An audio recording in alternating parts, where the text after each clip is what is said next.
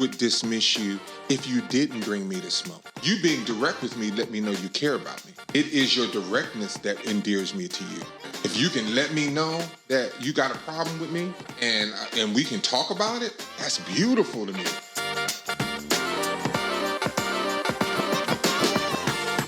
They would talk about like doing stuff, like the white guys would talk about like, you know, eating, you know. Yeah.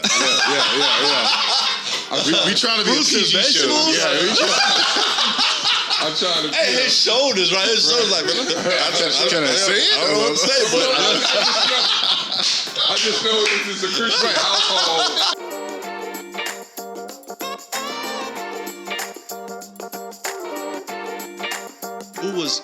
Who was in your ear?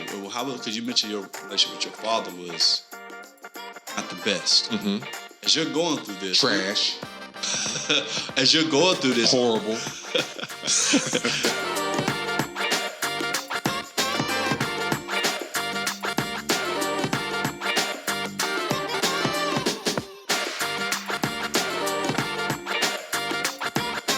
Hey, what's up, family? It's your boy Crump.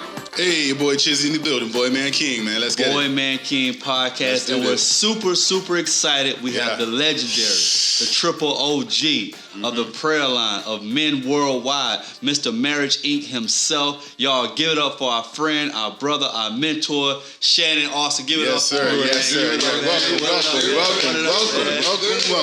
What they do? What's up, man? Hey, what's going on, man? It's good to see you, man. Good to have you, man. It's awesome, bro. I didn't know I was coming to Mecca, bro. I came that far east. Whoa.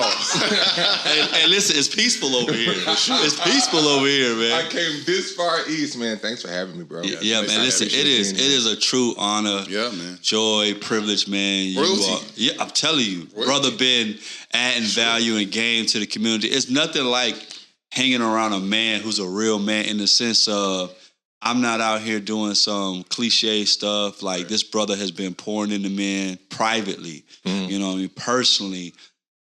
I know. I know of 12 years, but I know because of who I know and who we're connected to, it's been longer than that. Yeah. And so, man, I just want to say, man, on behalf of all men, on behalf of the prayer line, on behalf of all of those, man, just thank you, bro. Man, just praise God, bro. Yeah. Praise God. Now, it's been an interesting life, man. And so, you know, anytime I just have an opportunity to try to help, you know, reveal some truths that were hidden from me for a long time, I can't wait for the opportunity. So I'm glad to be here. Yeah, man, we gonna get into it, man. We gonna get into it. Like I said, prayer line, royalty. I remember the first time I came on the line, maybe about a year ago. You kind of tore my mouth out. I was going through some things. Why is that everybody's testimony? And I said, "Wow, this is how we doing it here." But I really appreciate it, man. It was nice. It was interesting, helpful for me to get some real constructive and deconstructive conversation about stuff that I was challenged with. So we're going to get into a little bit about, you know, your Boy Man King journey. We're going to start off with, you know, you as a boy. Tell us a little bit about your experience as a young man growing up, where you're from, you know, what your home life was like, some of those challenges you faced as a boy that led you to certain paths, man. Let's get into it. Yeah, man, I was, you know, in West Philadelphia, born and raised. Oh, okay. On the playground is where I spent most of my days. Did you hoop though? Did you hoop? I did hoop. Did you hoop with Will Smith though? Did you No. Okay. No, as a matter of fact, Will lived in West Philadelphia is cut up north and south. So if you get north of Market Street, you're kind of in Northwest Philadelphia. Okay. And you went to Overbrook High School. And then south of south of Market Street, you went to West Philadelphia High School, and that's just a whole different area. So I was on the southwest side of West Philadelphia, the south side. He grew up on the north side.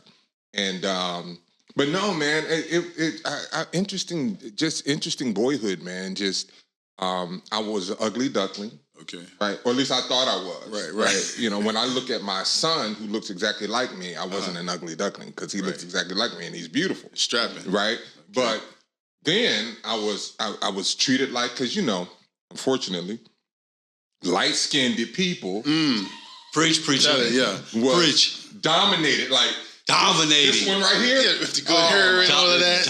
dominating. The good hair. Yeah. But the whole issue is the statement was like that's what I want to deal with. That part. Right. That's not. You lucky you got your wife when you got her because you would. Wow, interesting. Your opinion, but continue. But no, I was an ugly duckling, man. I was awkward with girls. I wanted to.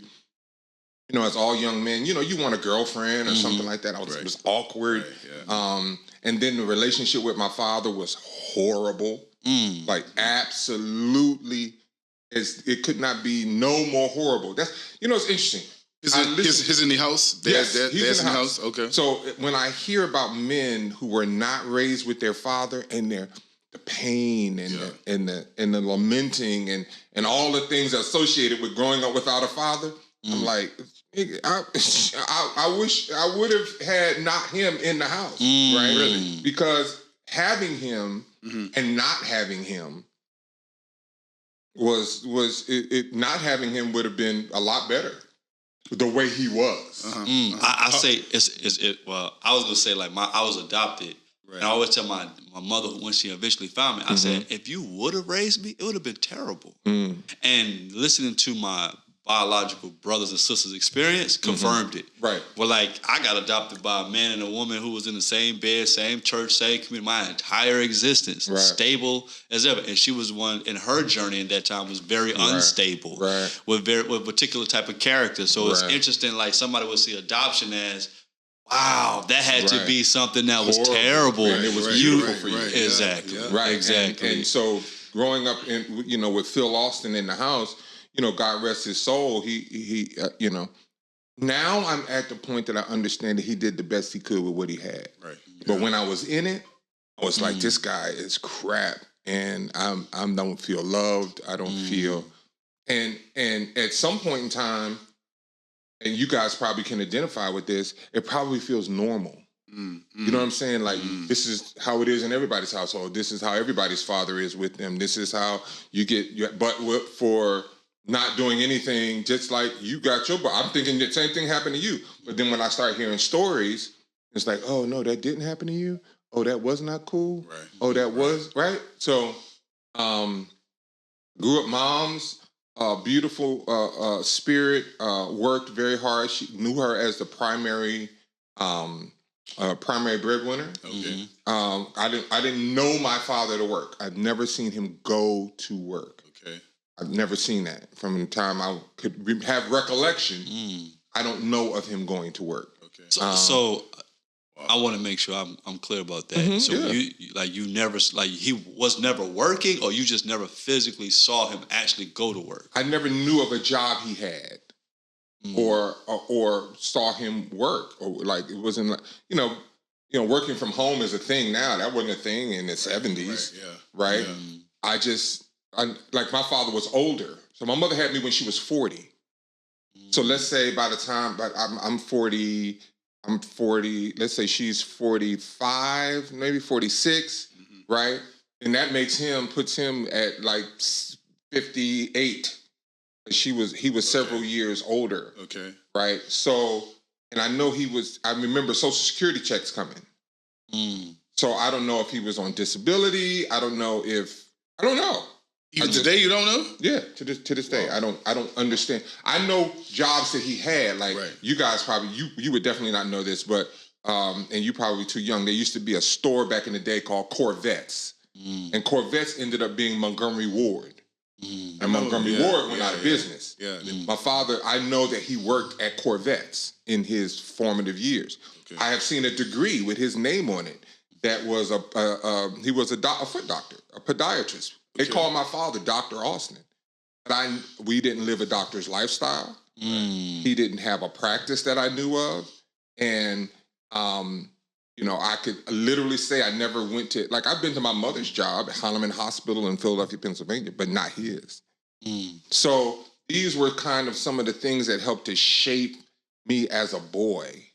And, we were very much a church family, went to church, and I was outside all the time. That was back in the days when you could play outside, and I knew till the street lights came on. Right, till the street lights came on, and I knew what my parameters were. I knew where I could go. Did you get spanked by the people in the neighborhood too? Were you still in that? I didn't get spanked by them, but I did get disciplined by them, or I did get told on by them. Mm-hmm. But no one ever physically put their hands on Austin kids. Right. Like that was like. On the Austin. So at home, who was the disciplinarian at home? Was Dad? Both, but more so Dad. Yeah.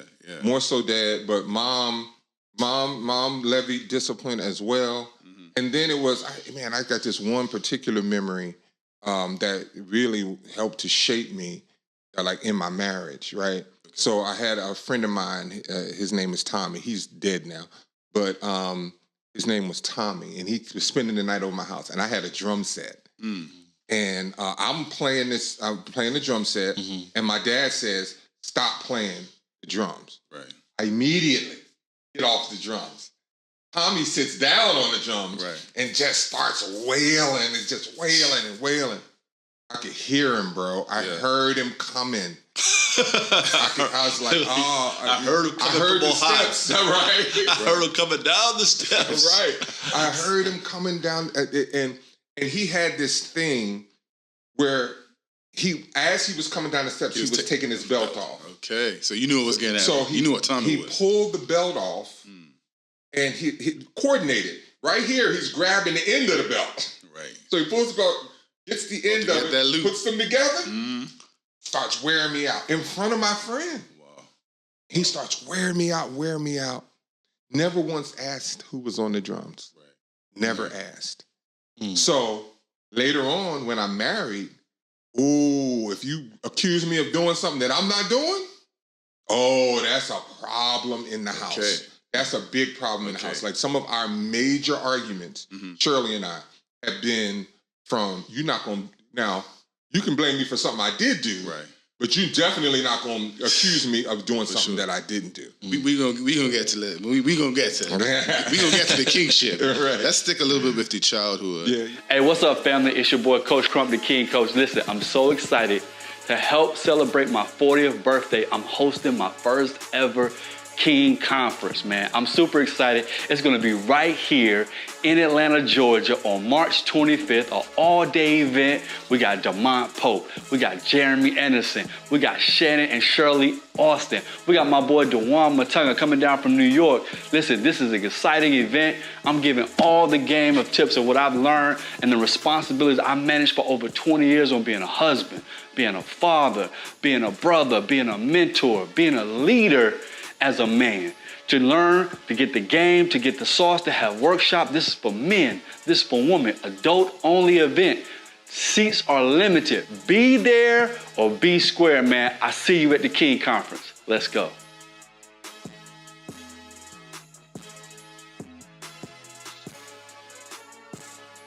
Yeah. What was their stature? You're a fairly big guy. He's taller than me. He's about 6'4", 6'5". So did he have that presence of... Yes, definitely.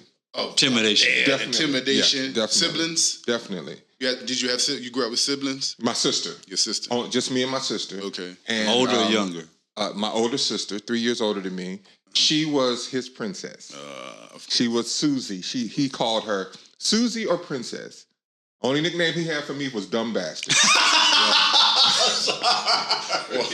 He laughing. That's the only other thing he called me. Wow. I wasn't ready. That's the only other thing he called me. Like other than her name, he called her Susie or Princess. How did that? My name. He called me Dumb Bastard. That had to build something in you as a child because you can't process the difference at that age. Sure. It wasn't until I was older till me and my sister laughed about it, but it bothered me.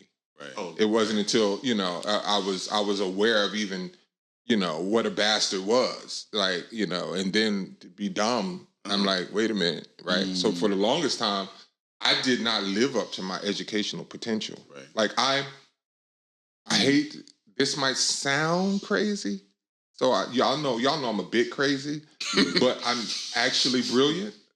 Like I'm actually brilliant, but you wouldn't have known it as a student because I was dumb. Right. I was told I was dumb. Yeah. What was the source of that? Like why? Like why do you think you didn't live up to your potential? Was it just? I think I took on the narrative.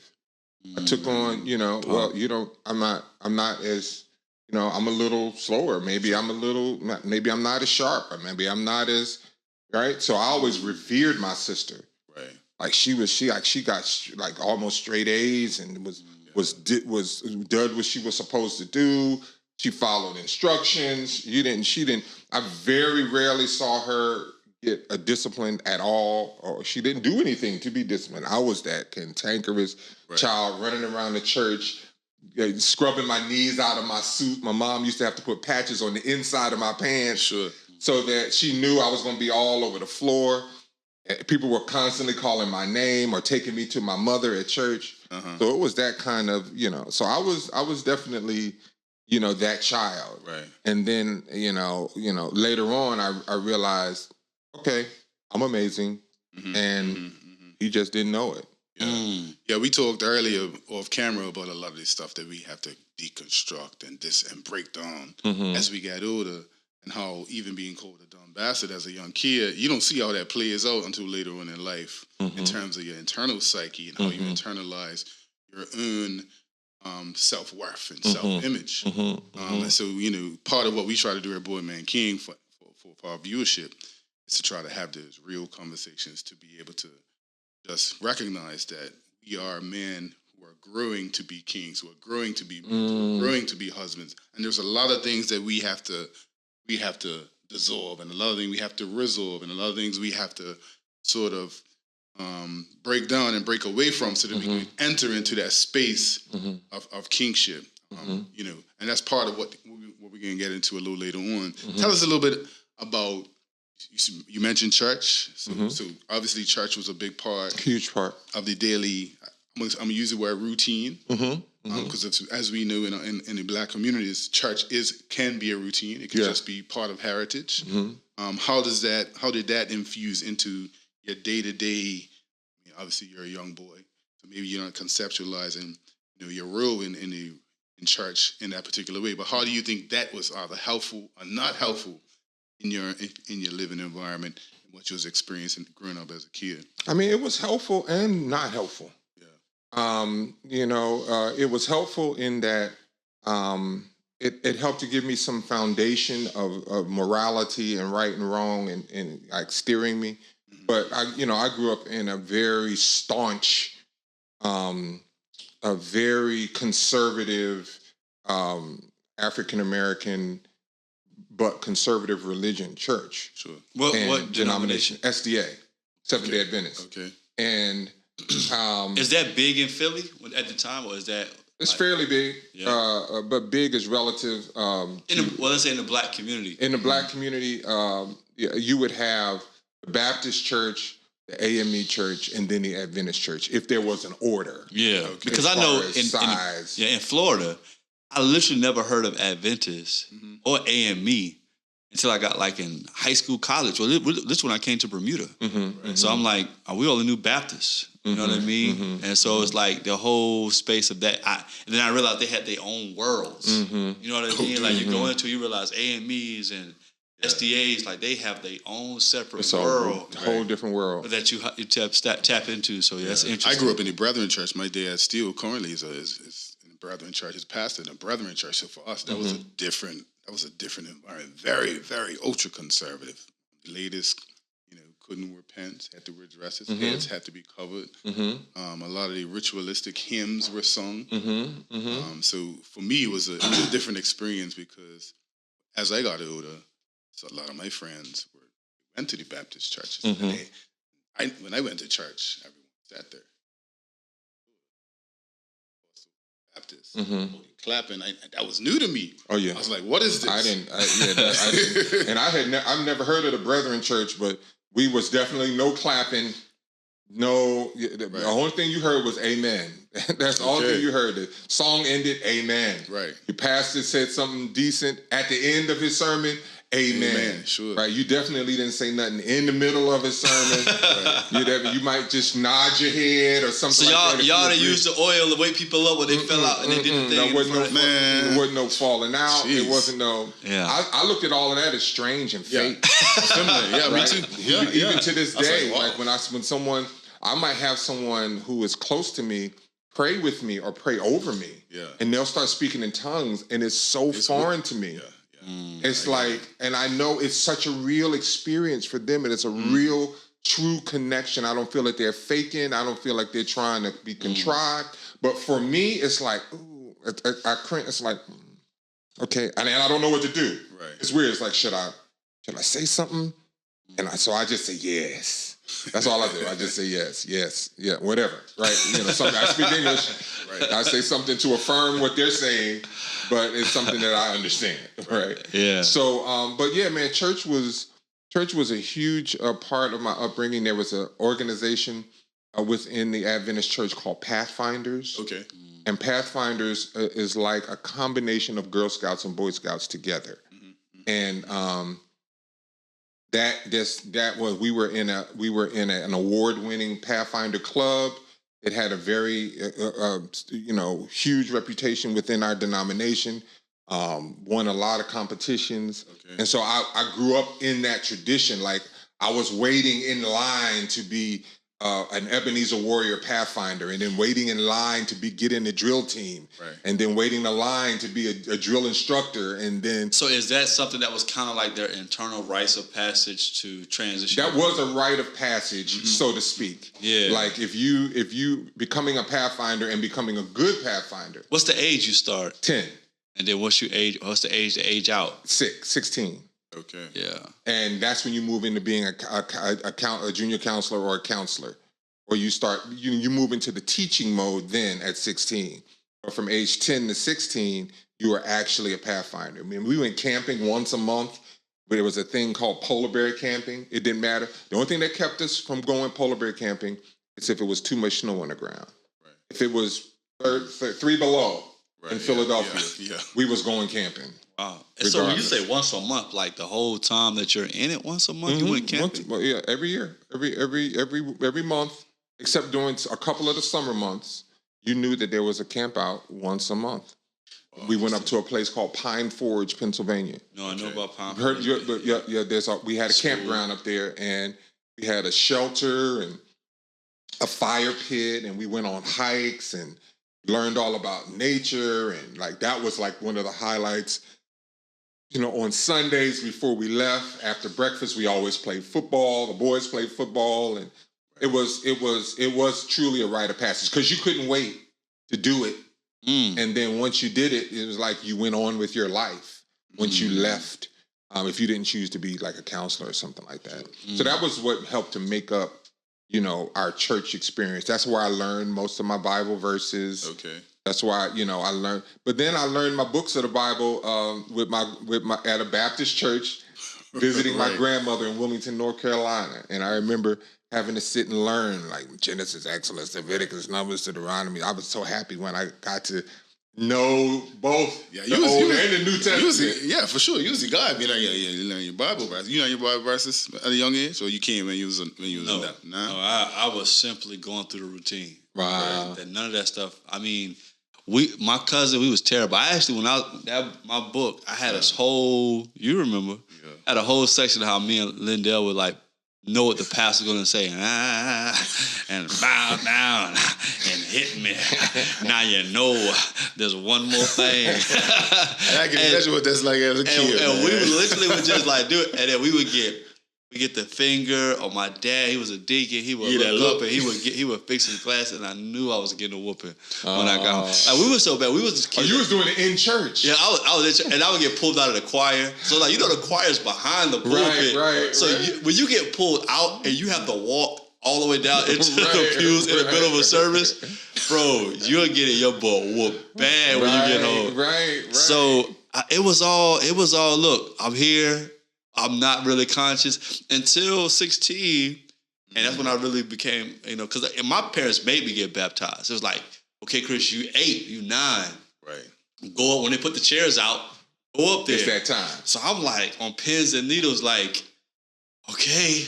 But 16, a guy was talking. I'm like, yo, did he follow me last week? We had a guest pastor. Somebody's here, and they dealing with this, and this happened to you, and you really struggling. I said, God is talking to you about. I was like, because I had got in trouble, got arrested, found out who my friends really are. you know, who they are, who they not. You know, high school, you really figure some things out about all the stuff you think you know. And he just kind of went down and that was just like, yo, how did he know that? Like, how did he speak to my heart? How did he know? Like, to me, that is like, this blew my mind. That led me to read the Bible. That led me to study the Bible with some people that was in, you know, the community, not like even the church people. And that kind of started my journey of like understanding the Bible, what it's saying, what it's mean. But all the whole other pre-16 years, I was a zombie, man. Wow. You know what I mean? I was just there because my parents told me I had to go. Right. But I think something was downloaded. You know what I'm saying? Obviously, Of course. You can't be in that environment all them years and not take on something. Well, the Bible says, by beholding you become changed. So just being in the environment. That's why we such stickler about our family or especially our young ones being in certain environments, because we know you stay in that environment long enough, you're going to begin to adopt, you know, some of that. My son, Khalif, is in the military now. Man, there used to be a time where he would not curse in front of me if he did curse. Right. Now he just lets it fly. Dang. Yeah, he just I couldn't imagine. I'm not ready. I'm not ready. I tell my kids, I still say yes, sir, no, sir. Yeah. Yes, ma'am, no, ma'am. Whenever they start itching, and I think, you know, this is my dad has beat this into me. I truly believe that. Like, they start to itch out of pocket. Like, and I know I gotta grow in that space as a parent. But I try to, like, when I smell it, when I sense it, like, because even I was like, oh, why that hurts so bad when you say yes, sir. And I know for some people that's not, when I hear, like, I asked you to do something, you're my child that I'm paying $500,000 for, and I'm raising for 20 years of a whole generation. It just does something to my whole. You know, I'm like, yeah, you got to check yourself. And they're like, yes, sir. And I know it's like, my dad was so tight on that stuff. Like, I know that long term, it just keeps you mindful of we're not. I know we want one day hopefully be equals, but I'm always going to be your father. You know what I mean? I kind of want to have that line, because I know they're going to need that line when they're doing whatever they're building with whoever they're building with. Like, there needs to be a line, a boundary to understand that certain people you don't just talk to any kind of way. You know what I mean? I know that's my personal belief, but that's a good belief. Yeah, it is. They still say. I mean, my son's still a yes sir, no sir. I had to get him Jelani's whole. Well, no, I didn't say that. I was talking about Khalif at the vow renewal. I had to get in Jelani's whole ace of spades, like his whole, like, it was real. I hated to be that way, but he was doing some stuff that just was not agreeable to me, and he's 24 in a few days, but the look on his face was 10 or 11. Take him back. And if I could be honest? Sure. Yeah, that's what we're here for. Yeah. And in my mind, I'm like, why would you put me in this position? Like, just do what you're supposed to do. Don't ever put me in a position to have to dominate you because you in my house and you're not, adhering to, you know what the instructions are. You know what. Let's not have to revisit it. Right. And it hurt me, bro. It was like I didn't spank him, of course, or whatever. But it was like I gave him a spanking, and you know how you feel bad after the spanking. But I think that's the part of a father that people got to realize. Like, you do it, but it don't mean you feel good about it. It don't mean you wanted to do it, but you also understand you have to do it. You know what I'm saying? Like, it's like I was telling my kids, we was having a powwow yesterday, and I was like, is your dad more of a cheerleader coach? They're like, coach. He's a coach. He's going to be honest. Like, and I was like, I say, yeah, because you already are celebrated so much. Right. Like, now I say, I do tell my kids I love them, I hug them, and I kiss them. Right? But I realize what they need, what my two need, they need a coach. They need a trainer. They need somebody to help them understand. And I was sharing with PJ and Jake earlier, it's like, what they confirmed to me is like, Dad, thank you for the reminders. And my wife was saying even in devotionals, like, yo, I'm glad we have this every week as far as with the whole entire family, because you just forget. It's not like you don't know. It's not like you're saying something profound that I've never heard. It's just that I don't pause enough in my life that I should be personally accountable to really remind myself of who I am, who my God is, and what I'm capable of. You just kind of go through and you forget.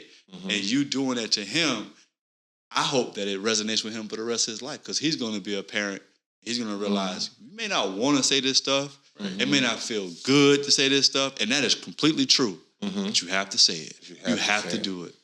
Man, similarly, my son, 19, in college, similar situation. Had to tear his mouth out. He wants to do what he wants to do. He wants to go to Miami and live his college dream. He has money. It's got to make. It's got to hold on his responsibility. And sometimes you got to reel him back in and say, look, your mom may not tell you, your friends may not tell you, but I'm going to let you know what your responsibilities are, what we do, and what my role is in your development. I'm not going to always tell you the nice, cushy things. Yes, I celebrate you, give you your flowers, pat you on your back. Right. But when it's time for you to be reeled back in, right, I'm going to play my role, the role that God has put me in place to do, and you're just going to have to take it to the chin. Like you said, it hurts. Like you don't have to tell your kids something that you know they're supposed to be doing, but they just need that refocusing. It does hurt, and it cuts you deep because you're like, man, I thought he would have gotten it all this time. Jeez, like, why you ain't got this all this time? Now I got to pull you back in. And then later on, you can deconstruct that conversation and have a conversation about it. Look, remember when you did X, Y, and Z? The reason why when cooler heads prevail, we could talk about it. And hopefully he'll get the lesson from it, as opposed to just leaving it there and he's upset and he's angry and he's now feeling like it's coming on and he's not able to just process, what he's feeling in that moment. Later on, we could talk about it. So let's talk about you transition to manhood. Yeah. And when is that aha thing that you like, I'm a man now? What was that first time ever that you was like, legally, socially, mentally, emotionally, you felt like you was a man? I never had that. Never. It was like, you know what a gradient is? It is a gradual transition from one color to the next, but it's not an obvious change from like light to dark, right? Or whatever. It just was a gradual kind of and all of a sudden I was a man. Well, when did you notice a response from others? They were starting to see you as that, whether it was people known or unknown. When they experienced you, their approach to you was you're a responsible adult. When did you start to get that experience regularly? I think I was solidly. I think I didn't experience what you're describing until I got out of the Army. How old were you when you got out of the Army? I was in my 30s. Or just about to turn 30, like 31 or something like that, a little older. I was 32 when I got out. I stayed in for 9 years. And it was, working as a nurse when I got out in certain of those environments that I was in, it was like, oh, I'm a man. So as you go through that, you talked about us sharing with our sons. You guys in particular, your sons are legally adults. Who was in your ear? Because you mentioned your relationship with your father was not the best. As you're going through this, trash. As you're going through this, horrible. All right. Well, what was it like between 18 and 30? What was it like with your father or father figure or he was mentor? Dead. Okay. He died when I was 19, 20 years old. Okay. He died when I was 19 or 20 years old. So did you have any significant mentor between that time to 30? So you must have got into a bunch when you was in high school, middle school, because we know Shannon. We know his vocal. We know he's a straight shooter. What was it like, as like you said, when you was a teenager at 16, in that late middle school, up to 18, almost 19, you weren't getting into no mischief. You weren't like what was. It was all about that ass.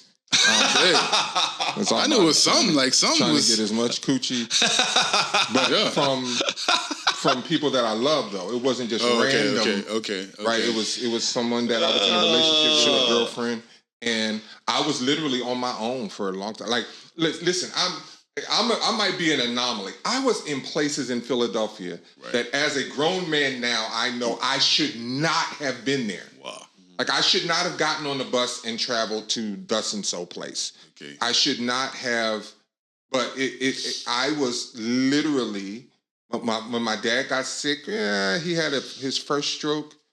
I would say I was 16 years old, maybe 15 years old. He had his first stroke, and then he had a second stroke. And after he had his second stroke, he wasn't in the house anymore. They tried to do home care for a little while, and my mother had to work.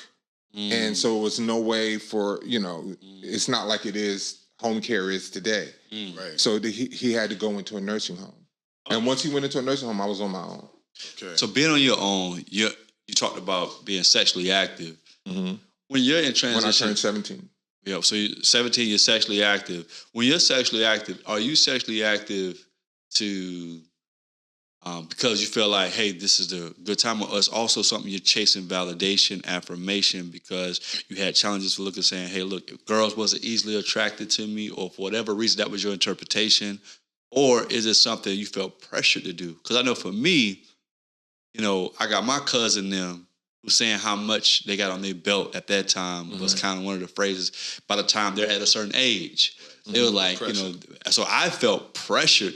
I didn't have a burning desire that I must, or it was just, I really wanted to hoop. My thing was ball, but it was like, whenever I got to that quote unquote man conversation with other men that wasn't my father, it would be like, man, I had 20 by the time I was 18, or by the time I was this age, I would lie and say how many girls I had sex with because I felt awkward saying, I don't know what I'm doing. You know what I mean? So I'm curious to know, in that journey of starting at 17, was it something that was just a pure thing of you just saying, hey, me and this young lady, there's respect, is in between, or it's like, nah, I gotta get my respect, or I gotta, mask my insecurity, like whatever space you was in. Like, do you remember the space that you was in? I remember the exact space in there. I was absolutely and unequivocally in love. And up to that point, before I met her, my religious background framed me as, I'm not having sex until I'm married. Right, that was in my mind. Sure. And I went to a military academy. I went to Valley Forge Military Academy. So you remember the movie Taps? No. With Timothy Hutton? Well, PJ is also very old. Boy. I fall in that category. It was like, you remember that 72 sitcom tag? Like, bro, no. Unfortunately, I actually wasn't alive. Gregory Hines. Taps I was thinking about was with Gregory Hines. But that's but PJ Richard, people like, God, I remember that. Like, but nobody else in this room, in this house, have no idea what you're talking about. It was Martin. We know about Martin and Fresh Prince of Bel-Air. No, this was the movie. This is the movie Taps. Who was in it? What's the guy's name that's in? Is anybody living that was in that? Yes. Stop it, man. Yes. Tom Cruise was in it. It was one of his early movies. Wow. What was the Bad Boys guy? The guy's name, he's like known as a bad boy. I forget his name right now. But anyway. Homework audience, Taps. It was, so anyway, that movie, that was my school that I went to, the movie was filmed there. Okay. Right. And I just, they would talk about like doing stuff, like the white guys would talk about like, eating, Yeah. We trying to be fruits a PG and vegetables? Show. Yeah, I'm trying to. Hey, his shoulders, right? His shoulders, like. Can I say it? I don't know what to say, but I just know this is a Christian household. Nah, but we have real talk. I can say they're talking about eating pussy. Yeah, for sure, 100%. We man. This is part of what we do. All right. Yeah. all right. Green light. All right. Yes, I'm free. How we got that result? So they my white friends would talk about eating pussy, man, and I was just like, ew. Who does that? And why would you want to do that?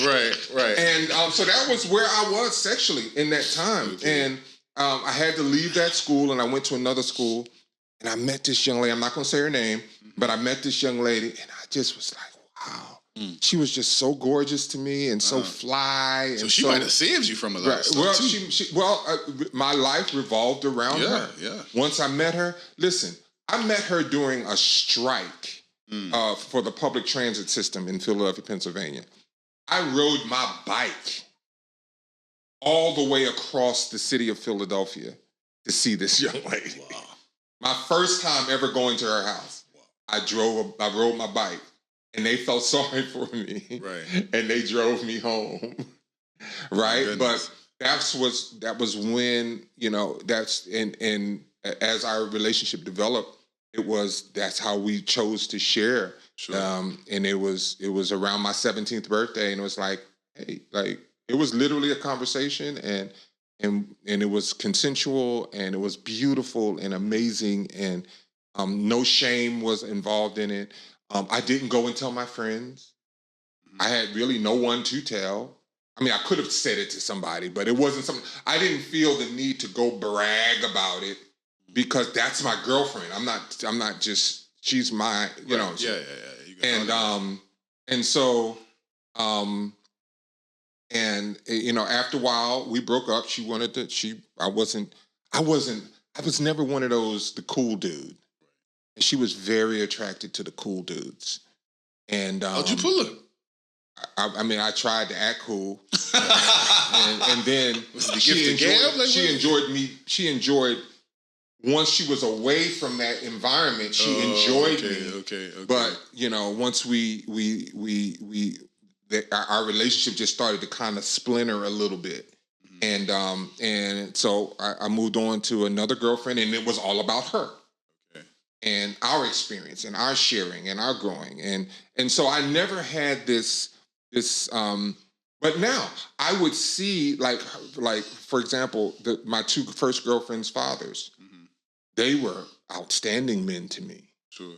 They were men that I didn't want to, disappoint. And I remember when shaking their hand, I wanted to make sure it was firm and right. Participate when I was at the house. I would wash dishes. I wouldn't just be sitting, be no bump on the log. And it helped to shape, how I viewed women. I always had a healthy respect for women, although by the time I got into the military, I was a little hoish. But even my friends would say, you undercover hoish. You're not real. Your hoishness is not out there. Right. You like to keep it, but you slick and we see you. Right. And so, but man, I would like to. I think that throughout my military career, I came across men that I respected, and this whole paradigm of fatherhood and the lack of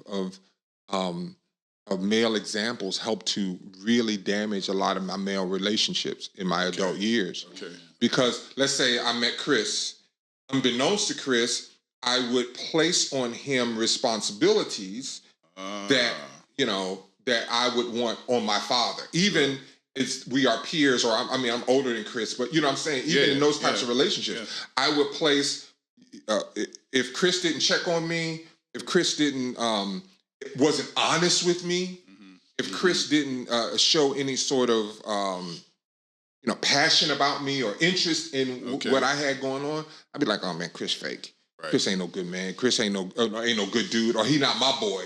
Yeah. Because and I heard my boys, this how they act. Right. And I heard you confess that a couple years back on the line that you actually just recently kind of came over that, right? Like that was something that you misinterpreted, even E's relationship and stuff like that back in the day. Like, I put a lot on E that he didn't know he had on him. Okay. And then how do you live up to something that you don't even know? Yeah. Right? He didn't agree to it. Yeah. Right? He didn't ask for it, but I placed it on him. And when he didn't live up to it, I was like, he's disappointing me. What I want to get at one of those dudes. What I want to get at, I think is important to share, is how old were you when you finally came to that realization that I'm being unfair to relationships? I was in my 40s. I didn't know I was doing it until then. So I would just cast men aside. If you disappointed me, I just put you in a certain category. Yeah, because that's also a time you was on and off the prayer line too, when things got left. You would take it personal and, let me take a break or whatever. And, now your maturity has helped other people's maturity grow up to handle the heat, take the smoke, have the hard conversation, and still, man your post and hold your responsibility, still show up. You know what I mean? Well, see, here's the interesting thing. For me, it wasn't, I would dismiss you if you didn't bring me to smoke. Because see, you being direct with me let me know you care about me. Okay. And that is unbeknownst to people, it is your directness that endears me to you. Okay. It is not your ability to not tell me my shit stinks. Right. If you can let me know that you got a problem with me and we can talk about it, that's beautiful to me. That's amazing. I actually love conflict, and that comes from my sister. Right. My sister is probably the closest person, one of the closest people to me now. And she was the one person that I feared because intellectually she would shred me in a debate. She would that what you hear, it comes from Elisa Austin Tynes. It's her responsibility. It was her responsibility to shape me into the mind that I have now for debate. And so if your argument, like we were talking about, a particular point of view that you have, right, my goal was to eviscerate that point of view. I hear you. I know. That's why I didn't want to get into it. I was gearing up. I get it. I get it. Stuff was being downloaded, bro. I get it. You don't even understand. It was like it was coming. I was being flooded.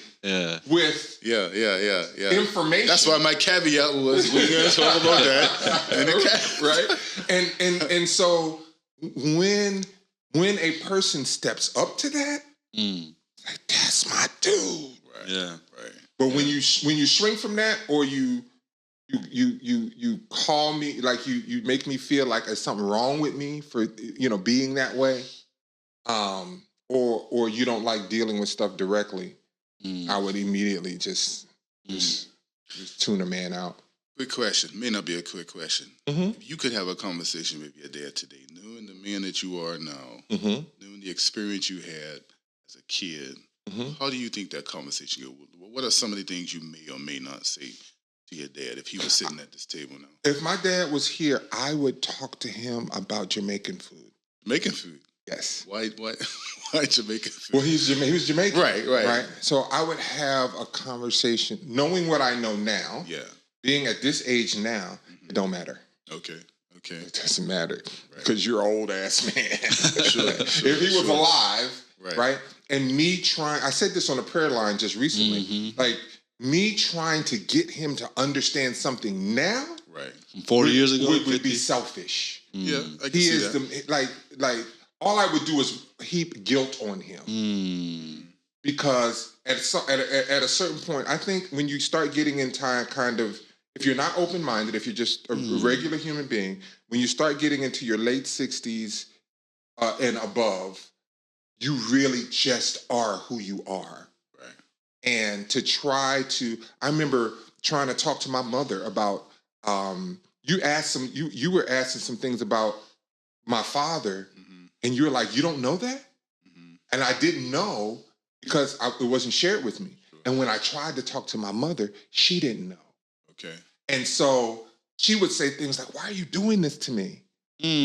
Like, why? Like, it was either embarrassing to her. It was embarrassing that she didn't know. It was embarrassing that this was the reality that she lived. And she's like, I can't explain it. I don't know why he was the way he was. I don't know why you don't know any of his 10 or 11, 12 brothers and sisters. I don't know. And I would say, man, how come we don't know any of Dad's side of the family? She doesn't know why she met a man that did not want to introduce her to the rest of his family. Right, she didn't have an answer for that. And so here I am pressuring her, and now I'm like, oh, you trying to keep something from me. Right, you don't want to be the mother that I need and give me the information. And I'm like, man, with both of my parents being deceased right now, I talk about Kool-Aid and ginger beer and what was it like growing up in Jamaica.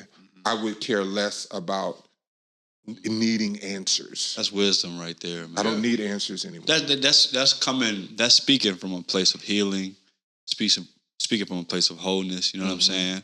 I can relate because everybody had these like, what if when I met my biological parents at 27. And I said, because I'm 27, it doesn't matter. Like 15, I would have been angry. But I was like, when I found out you had me at 21, and I realized how dumb and clueless I was at 21, I realized the mistakes I made at 21. I realized the sex I was doing that I shouldn't be. I realized all the things. I'm like, the fact that y'all was back in the early 80s, hey, had a baby, like, I could clearly see that wasn't planned. Mm-hmm. You know, you don't have it established your life. So my space mentally coming into, and they was all ready for me to hate them, by the way. They both was prepared for me to say, I'm just doing this as a courtesy, to know for blood reasons, health reasons, but no, I don't want you no part of my life. And the first thing I did was hug him, tell him I love him as soon as I saw him. Wow. And what that did was like, tell him the whole story. Tell him the whole story from high school. You know what I mean? And it was like, God, but if I would have came in with any other energy, and the dynamics would have been different. And now, you know, they both are involved in my children's lives. Okay. You know what I'm saying? But that's beautiful. But it's like, I could have killed that just from a broken space for me. Sure. So hearing that from you, I'm like, man, that's coming from a person who's healed. Mm-hmm. It's coming from a person who's whole and a person who's mature. Mm-hmm. You know what I mean? And I want to get into that because you talked about kind of your love and double down on woman, but your ultimate woman, Shirley, talk about it now. Yeah. You know what I mean? I was like, yo, years, man. once when I heard what you did with your first two girls, I'm like, oh, that's Shannon. Shannon goes all in, and you guys got Marriage Inc. You know what I mean? I got my Marriage is Dope shirt. Yes, sir. Let's talk about Shirley and the life you guys build and the lessons you learned, man.